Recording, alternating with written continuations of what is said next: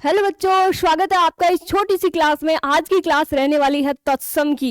यानी आपके एग्जाम में तत्सम से बिल्कुल प्रश्न आता है, तत्सम और तद्भव से। तो आप यदि तत्सम याद कर लेते हो तो तद्भव आपका ऑटोमेटिक सही हो जाएगा।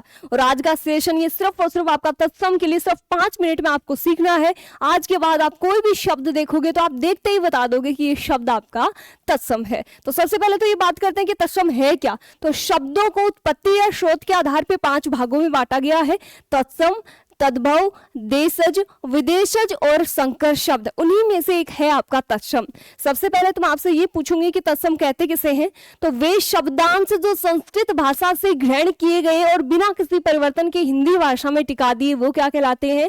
तत्सम शब्द। अर्थात जिन शब्दों को पढ़ने से, बोलने से अपन को संस्कृत की सी फीलिंग्स आती है, वही क्या है? अपने तत्सम शब्द होते हैं। तो आइए मैं 8 लाइन आपको बताऊंगी। वो 8 लाइन याद करने के बाद आज के बाद आपका कोई भी शब्द गलत नहीं होगा। तो उनमें पहला आता है आपका संयुक्ताक्षर का प्रयोग।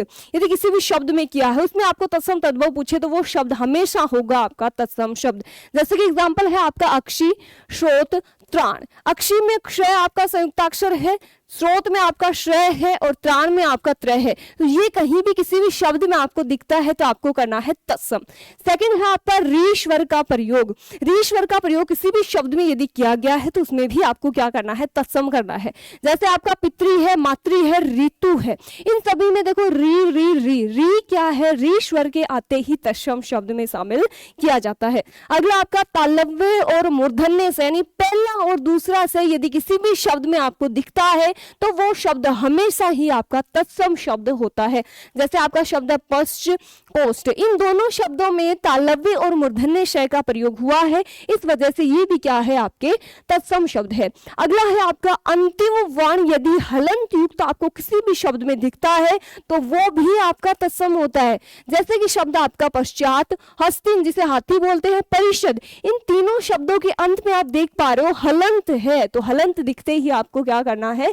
तत्सम करना है। अगला आपका विसर्ग व अनुस्वार का प्रयोग यदि किसी शब्द में हो रहा है तो वो शब्द भी आपका तत्सम होगा। जैसे शब्द लिख रखे हैं मैंने प्रातःकाल, अदय पतन, मनः कामना और पयापूत, इन शब्दों में आपको स्पष्ट दिख रहा है कि विसर्ग का प्रयोग हो रहा है, तो विसर्ग से युक्त शब्द है वो भी क्या होते हैं? तत्सम होते हैं। नेक्स्ट देखिए, अगला है व्यंजन गुच्छे का प्रयोग। व्यंजन गुच्छा अर्थात 2 व्यंजनों का एक साथ आना, यानी आधे व्यंजन अपन देख सकते हैं। जैसे चंद्र शब्द है, अब इसमें नय आधा था फिर दय आधा। व्यंजन गुच्छा, गुच्छा होता ही क्या है? समान एक जैसी वस्तु का कलेक्शन गुच्छा कहलाता है। जैसे अग्र है, मध्य है, तो व्यंजन गुच्छे का प्रयोग भी तत्सम में होता है। नेक्स्ट अपना देखिए रेफत्व रे का प्रयोग। रेफत्व रे कौन सा होता है? चिरोरेखा के ऊपर जो रे लगता है उसको रेफत्व रे बोलते हैं। जैसे शब्द है आपका कर्ता, कार्य, कर्म, इन सभी शब्दों में ऊपर क्या लगा हुआ है? रे लगा। तो ऊपर रे यदि कोई शब्द में लगा हुआ आपको दिखेगा तो उसमें भी क्या होगा? आपका तत्सम होगा। अगला है आपका संस्कृत भाषा के उपसर्ग से युक्त कोई भी शब्द आपको दिखता है तो वो भी क्या होगा? आपका तत्सम ही होगा।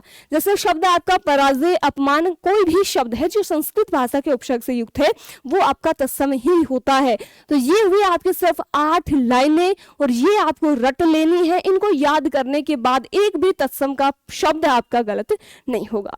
तो ये सीरीज आपको कैसी लगती है एक बार कमेंट करके जरूर बताना। इसके अलावा ऐसी ही नई नई सीरीज पाने के लिए आज ही सब्सक्राइब कीजिए चैनल को। धन्यवाद।